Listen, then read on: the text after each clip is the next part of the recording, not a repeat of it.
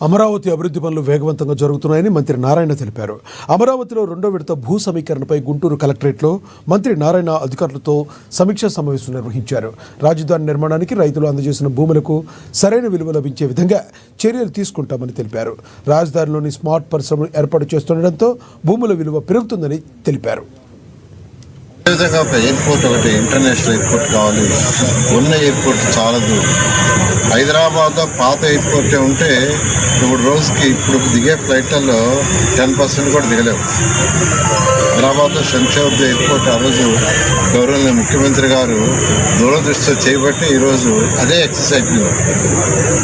అందువల్ల ఆ దూరదృష్టితో దృష్టి పెట్టుకొని ఈ యొక్క ఏదైతే ల్యాండ్ పుల్లింగ్ రైతులు ఇచ్చారో వాళ్ళ భూముల విలువ పెరగాలంటే ఖచ్చితంగా చేయాలని చెప్పడం, దాని మీద రైతులతో అటు ఎమ్మెల్యే శ్రావణ్ గారు, అదేవిధంగా భాష్యం ప్రవీణ్ గారు ఇద్దరు రైతులతో మాట్లాడటం, వాళ్ళలో ఎక్కువ మంది ల్యాండ్ అక్విజిషన్ కాదు ల్యాండ్ పుల్లింగ్కే పోతామని చెప్పడంతో దాని మీద యాక్చువల్గా క్యాబినెట్లో నిర్ణయించడం జరిగింది.